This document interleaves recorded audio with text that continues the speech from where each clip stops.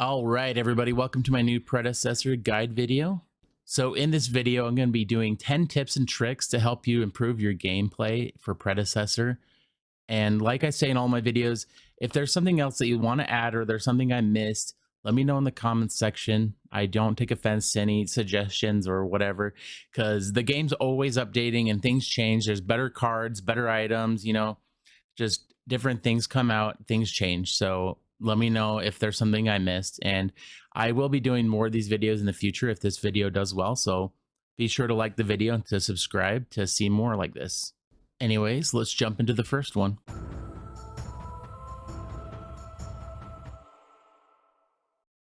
So map awareness is one of those things that can make or break your game.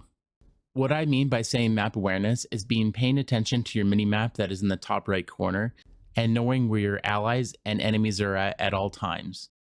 Every video that I have done for a guide for a certain lane, I have mentioned map awareness, and that is because no matter what lane you're in, you need to be having map awareness. You need to know where the enemy jungler is. If you're in the off lane, for example, you want to know if there are enemies, junglers in the other side of the map before you make a push on your tower, or making sure that the mid lane is in the mid lane. And if they're missing, you want to be careful because there's a chance that the mid lane could be moving over towards you.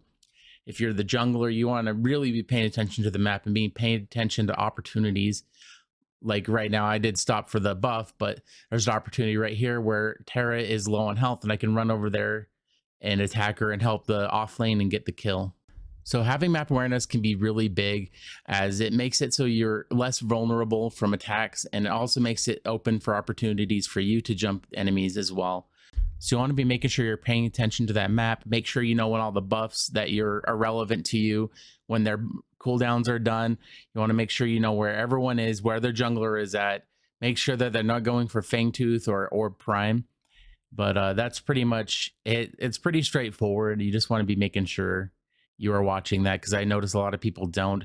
And I play a lot of jungler, and there's a lot of times I'll just be sneaking up on people and they don't even notice I'm right behind them, and a little bit of map awareness would save them there.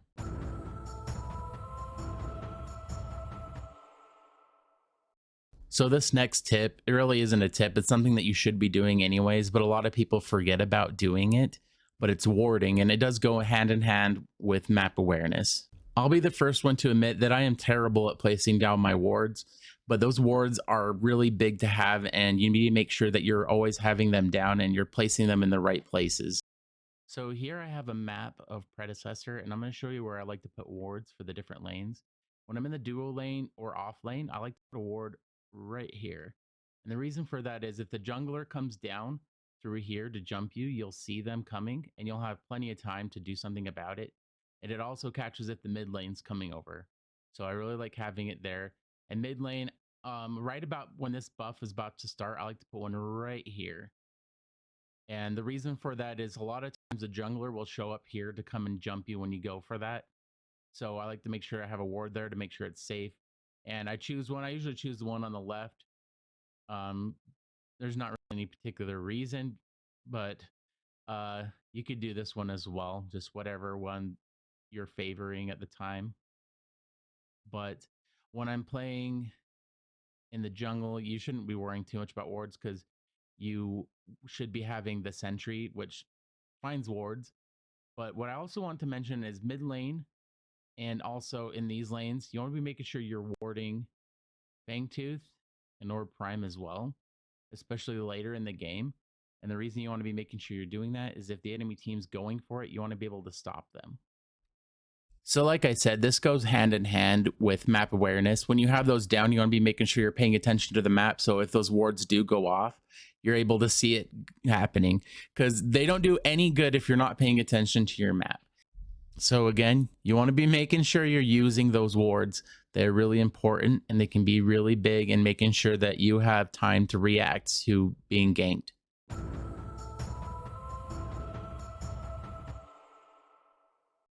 So this next tip has 2 points to it.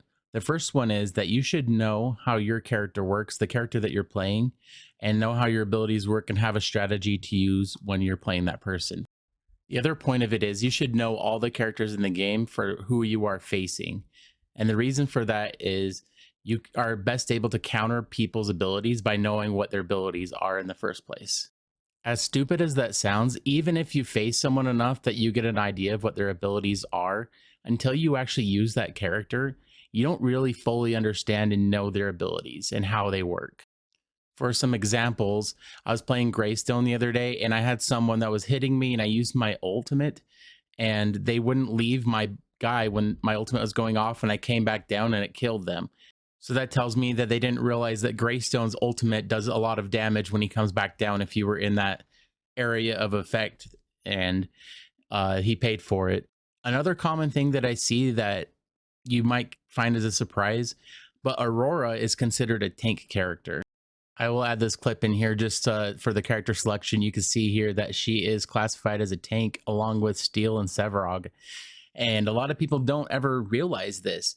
So they think that she's kind of a squishy character and they'll come up and start fighting you and not realize that she's a tank because, like, let's be honest, she doesn't look like a tank. And I'll be honest, until I started playing Aurora, I never realized that she was a tank. And a lot of the build that I use for her adds armor to her and a lot of stuff like that. And part of my strategy is banking on people not realizing that she is a tank and underestimating her health and her armor. But anyways, it's really important to go and try at least every character once, just so you can get an idea of their abilities, what the character is like. And the best way to counter someone is to really understand them and know how that character works. Like when I face an Aurora, I know all their tricks, all their little sneaky tactics. When I face a Grux, I know all their sneaky tactics. Chimera, it's all the same. Like whenever I'm facing one of them, I know their little secrets. I know what to expect. I know when to dodge, like Grux's Q ability where he pulls you towards him. I know when I'm fighting minions against him in the off lane, I need to be off the center a little bit because he'll try to get my minions and me. So I need to separate me and the minions. And that's just one example of why you should understand each character. And even if you don't like that character, you should play them once. And if you're trying someone for the first time, I suggest going and playing a bot match. I know that they're kind of a joke and it's hard to lose, but at least you understand how the abilities work. You can find some good items for them. And yeah, it doesn't hurt to play some bot rounds in practice.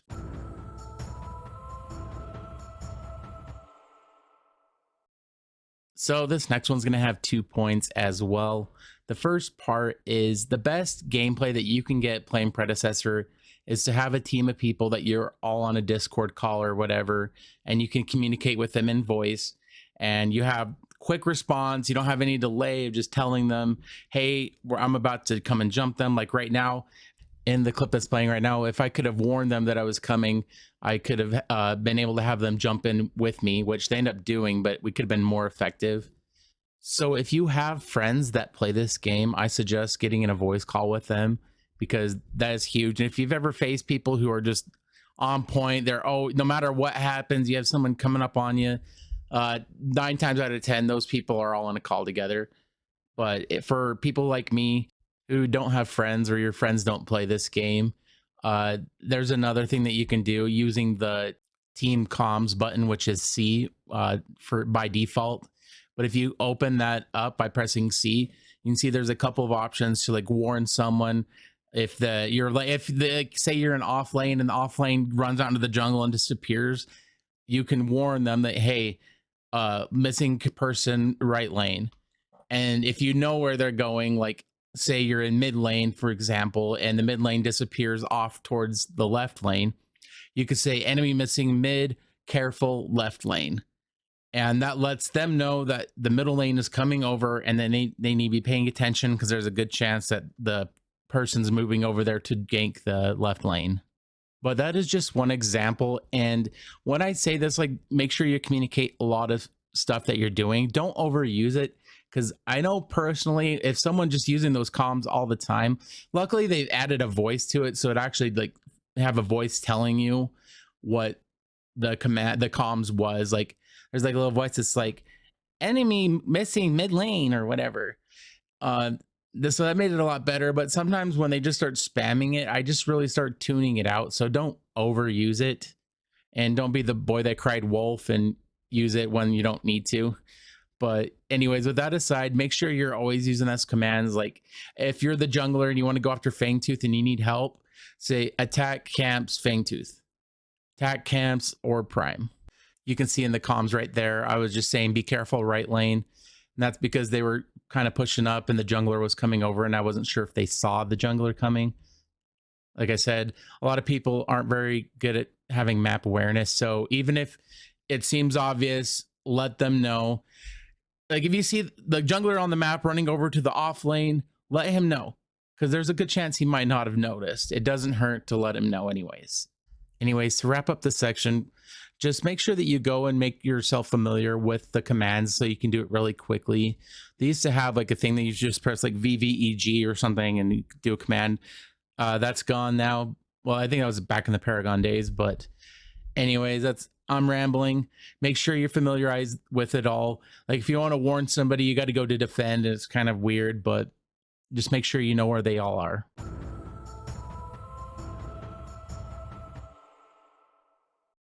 So in case you don't know what overextending means, that is when you're pushing too close to their tower when you're not really safe or in a good position to do so.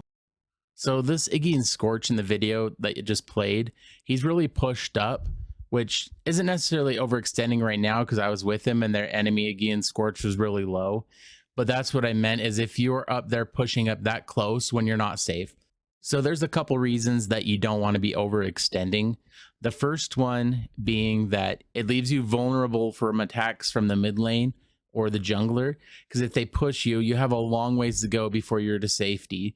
For example, if you are playing in the off lane and you're pushed up too far away and you get jumped by the jungler and you're like right by their tower, you have from their tower to your tower to get to safety because you're being pushed by their off lane and their jungler or mid lane, and sometimes all three.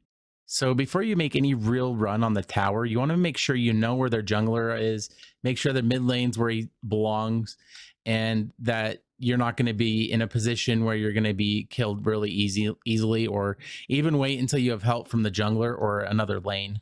So something that you can do, if the off lane, for example, if the off lane's sitting in his tower and you don't know if it's safe to push into the tower and try to take on that tower, what you can do is set your minions to go up into their tower and let him just kill them in the tower, because it's kind of hard to get last minion hits in the tower because the tower will snipe it from you a lot of the times. So that's not really that big of a loss. And then you could have time to go over and kill the green buff. But on the other hand, if their off lane is not in that lane and you still don't know if completely sure if it's safe, what you can do is set your minions up to go in there and have them just attack the tower by themselves, because the minions can really wreck a tower pretty quick, and use that extra time to either return to base or to go after green buff. So moving on, the next important thing about not overextending is it really hurts your jungle when you are pushed too far ahead.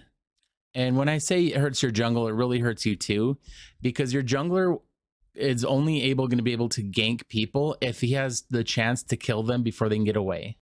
So if your minions are constantly pushing the enemy tower and they're just kind of sitting in there killing the minions, and you can't kill the tower and the minions can't kill the tower, but they can't push out of the tower because you're putting the pressure on them, your jungler is not going to really be able to help you, because there's not any point for him to go in and try to take that tower with you when it's not going to do any good, because there's a person just sitting in there and he'll wreck you early game especially. So what I would recommend is, if you're pushing too far ahead, either return to base and buy some items and just relax a little bit, and then let them come towards you a little bit more. Or the best case scenario is that you're in the middle, because that's kind of like the balance. But the more room that you give your jungler to be able to jump someone and kill them before they get back to their tower, the better it will be. And your jungler will favor your lane more, especially if you're giving them more opportunities for ganking. So just to recap, just make sure you're not pushing too far forward without having the right cover, the right help, and making sure that you're leaving room for your jungler to help you, because your jungler can only be as helpful as you let him be.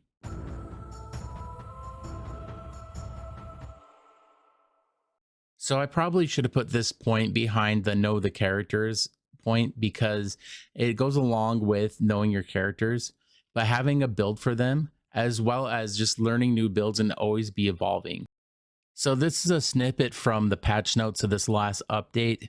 And this is just to show you that there's new items being added all the time. So be sure that you're trying out these new items and seeing if they're better than the ones that you're using currently. And just like I said, always be evolving, always be looking for new cards, new builds. I mean, if you're playing ranked, by all means, use this builds that you know, build the builds that you have perfected. But if you're just playing casual, go ahead and try new builds. Like, there's nothing gonna hurt you. You might get someone upset at you, but it's really kind of funny and it makes the game more enjoyable when you have someone yelling at you. Well, maybe not because they end up throwing or stuff like that, but I don't know. It's kind of funny to watch people freak out over a video game, anyways. But on that similar note, this is a list of some of the items that were updated. So the game's always changing. Be sure you're paying attention to these updates and making sure that you're always trying out new items, the new ones, and make sure, like, when you're trying out these new characters, you see what these cards do. And as well as when you know what these cards all do, you can go and see, if you click tab, you can see the other characters that you are facing and see what items they are using. And when you see what they're using, you know what kind of build they're going for. So if you see a Grux that's getting a lot of critical attack and attack speed, you know that you should be getting some armor. If he's getting penetration, you should know you should be going a different direction. You can just counter whatever they're doing by looking and seeing what they're getting. And it's just really good to know all of that offhand. I mean, you can look it up in the game. Like if you see, like, they have like the Sky Splitter, you can go and look up Sky Splitter and research what that card does. But it's just quicker and easier to know what they do off beat, as well as just having the cards and trying them out, seeing which ones you like the best. And like I say, the best thing that we can do is evolve. I mean, it's worked for millions of years.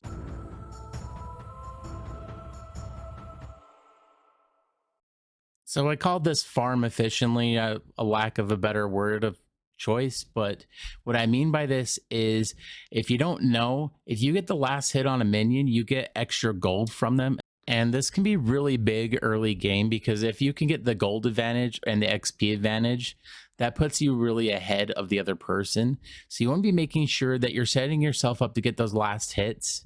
But on the flip side, you want to do things that you can, anything that you can do to avoid the other team from getting those last hits whenever you can. One of the ways that you can avoid the other team from getting last hits is by having the minions in their tower. Now, you don't want to do this too much because that is overextending and it can be really bad for you if you don't do it properly. But what you can do is, if you do it correctly, you can hit two birds with one stone, where you can have the minions go charge into their tower with the enemy in there, and he can't get the last hits because the tower snipes them from him. But it also, what it does is it gives you extra time that you could return back to base or go after green buff, and you have time to do whatever you need to do, as well as making it so they don't get as many last hits. So I'm gonna add a clip here of me getting some early minion last hits. So one thing I like to do is I like to go for the ranged people first, because your minions will target the melee ones that are up front first. So you can go and hit the ones in the back and do some damage to them while they get them low. But you want to be paying attention as well to make sure you get those last hits on them. And sometimes you are going to miss them. Like, your minions will be getting one in the red while you get one in the red, and you'll miss them. Like, it's not too big of a deal. Just make sure that you're getting as many as you can. And you see there, I killed them all before he did, so they kind of went into his tower. So early game, you don't really have to worry about overextending too much, because the jungler is going to be busy getting his buff. But what that did is those last few minions went into his tower, and the tower sniped those last hits. So you want to be making sure that you're just trying to get as many of those last hits as you can. And like I said, going for the back line is really good first, because you could do some damage to them. So you're not just standing there watching. But if you do need to just sit there and let your minions do the damage so you get your timing right, that's worth it. Because if you can get that last hit, it's worth it. And sometimes you look like an idiot. You're just sitting there watching your minions do it, but you look like less of an idiot than if you were to mistime your hit and all of a sudden you don't get the gold for it and the minions get the last hit.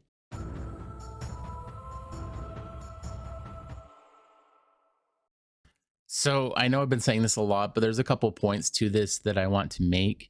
Before you get in a team fight, you should realize where you should be located.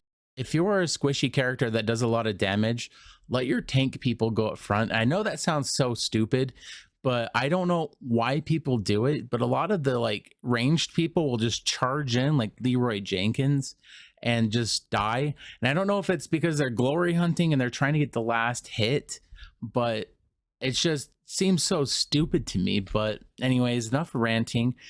You want to make sure that you're in the right position when you're team fighting. But the other point that I wanted to mention is making sure that you're always ready for those team fights and being paying attention to the map.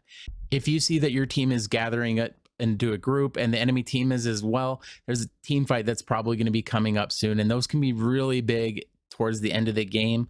Because if you can get the team wiped, you can clear an entire lane all the way out, inhibitor and all, and be attacking their core, depending on when the team wipe happens. But you want to be making sure that you're always paying attention for those team fights and you're in a location to help, especially late game. And I want to say as well, going with this team fighting, make sure that you aren't doing what a lot of these ranged people do and just glory hunt. And what I mean by that is they just try to get the last hits on people. They aren't really being helpful at all. Like a lot of the forward people, what they'll be doing is going after the healers. Like if there's a Grux and a Chimera, they usually go for this weak, squishy people first because they're the ones dealing out a ton of damage. They're doing all this stuff. But the problem is if the ranged people are just trying to steal their kills, those people aren't really doing any damage, and you should be constantly fighting the whole time, doing as much damage as you can. And really, in the end, it doesn't matter who gets the kills. Assists are just as good as getting a kill. I know it doesn't look like it when you're looking at the leaderboard, but it really, in the overall thing, as long as that person dies, it does not really matter.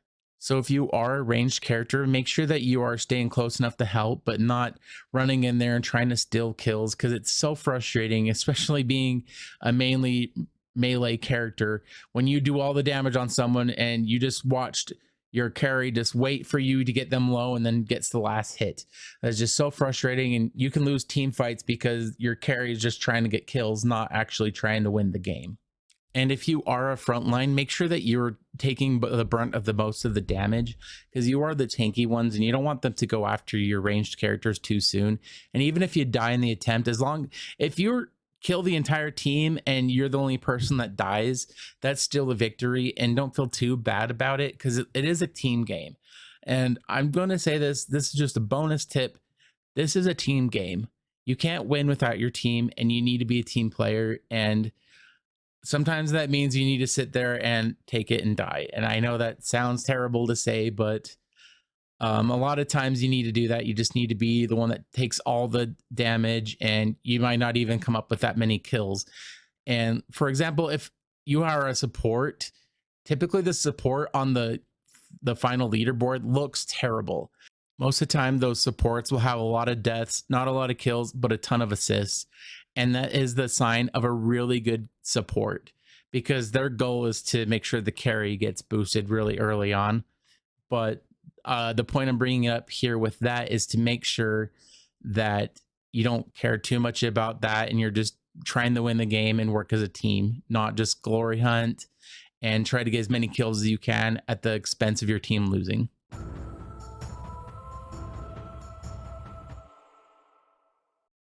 Okay, so this section kind of is a mouthful to say, but I kind of wanted to put it all into the same section. So the first one, timing. What I mean by that is timing your ability combo. And this goes along with learning your characters and learning the enemy characters as well, because you know their combos that work out for the best. And the example I can use is Grux, where you can use the pull towards you, and then your right click where you swing your two blades and you hit them so they're taking bleed damage. And if they dash to try to get away, you have your dash and you can cut them off and you throw them up and they're stunned. And all during that time, you're whack, whack, whack, whack, and you're doing damage. That's just one example of using timing and combos. And the cooldowns part that goes along with it, paying attention to your cooldowns and making sure you're not jumping into a fight without your ult ready, or you're making sure your abilities are all ready. And the other one, going with mana as well, making sure that you have enough mana before you jump into a fight. And I'll be the first one to admit I am terrible at this. I'll jump into a fight, use my ability and go gung-ho, and then realize I don't have enough mana.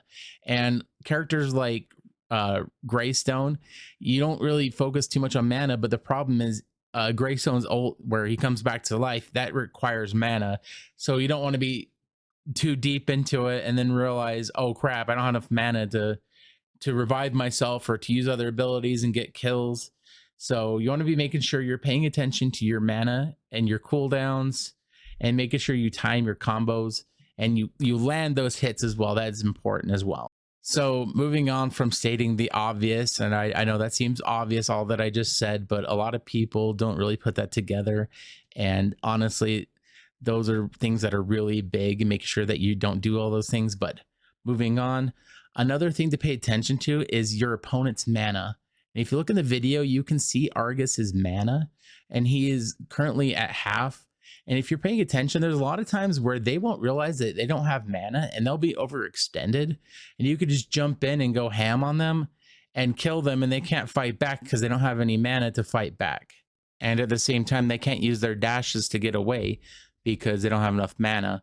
And also going on with that, with the timing, if you see somebody use their dash and then you go and jump them, especially early game, those dashes take like 10, 12 seconds to come back. And a lot of times I'll wait for them to use their dash on me to come and attack me. And you can be in a position where their dash doesn't do too much to you.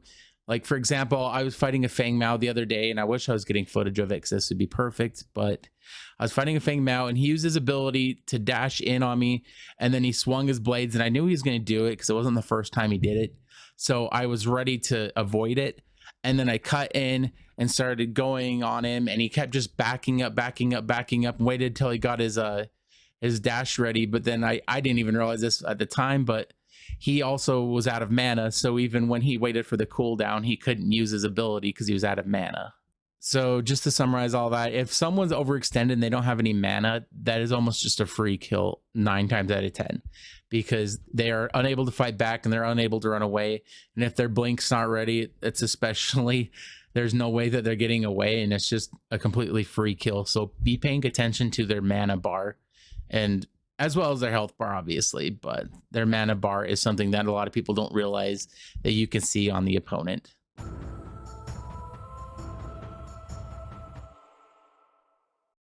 So I put an exclamation point behind this point because this is one of my biggest pet peeves in the game. But I will just say this right now and be as clear as I can. Do not chase. I have seen it so many times where they'll get someone low and they'll follow them all the way to the enemy jungle, and then they get jumped by a team that's just sitting there waiting. And like I said, I've been seeing so many more people have comms where they're playing on Discord and they're talking to each other, and they could say, hey, I'm getting chased, come into the jungle on left side, and they'll be right there. And all of a sudden you're fighting 3v1 and you're not at full health. So just do not chase. And I've seen so many people as well chase people into towers, and yeah, you can get the kill, but then you die from the tower, and it's just like, it's so stupid because you just countered it out.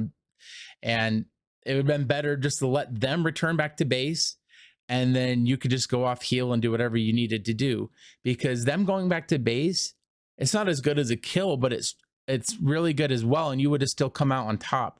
Because if they have to return to base, that's 30 seconds, 45 seconds that they're not going to be getting experience. They're not getting gold. They're just going back to base, waiting to heal, and then running back to their lane. I mean, this point is pretty straightforward. There's not really much more I can think about saying about that, but just don't chase your kills. Don't glory hunt. And a lot of times that just ends up turning on you, and you end up being an idiot that dies because you chase someone down, and oh no, lo and behold, you run to their side of the map, and guess what you find? Enemies. Oh no, I went behind enemy lines and found enemies. Surprise, surprise. But one point I will add, if you were getting chased, run towards your allies. I know that sounds so stupid to say, but it's the same thing that you're doing when you're chasing those people. You want to be doing the same thing. If you're being chased, run to your side of the jungle and run towards your people, and hopefully they'll jump in and help you. If you're on comms, you can tell them that you're being chased and to come and help you. But a lot of times, I notice a lot where people are getting attacked, they're getting chased, and they just run the wrong direction. So I'm trying to find a clip where I have an example of it, but I can't find one. But I'm sure if you played, you've seen plenty of times where you go to help someone and they just run in the opposite direction. And it's like we run at the same speed. And if you want help, you got to come towards me. And a lot of people don't seem to really consider that. Like, if you see your people coming to help you, run in their direction because that's the only way that you're going to get help. And worst case scenario, you die, but then at least your teammates can kill that person. So, just to reiterate, if you're being targeted and hunted and chased, make sure you run towards your teammates and pay attention to your map because they might be somewhere you don't expect them to be. So, run towards them and don't be that person that runs across the entire map and your teammates are trying to catch up to you, but you're running towards like the enemy side. And I'm sure you've seen that where your teammate, you'll be going to help them. They keep running more deeper into enemy lines, and it's just like, yeah, they're dead. They are just prolonging the inevitable. But anyways, that's the last tip that I have. So I just wanted to finish this off by saying thank you for making it this far if you did. And if you have anything to add to the points that I have made, be sure to comment that below. And if there's anything that you want me to add in the next video, feel free to comment that as well. But like I said, I don't get offended if there's someone that has a better suggestion than me or anything like that. I am always learning. I'm always evolving myself and learning new gameplay tactics and strategies. So feel free to let me know if there's something I missed. But yeah, again, be sure to subscribe and like the video, and we'll see you guys next time. Thank you.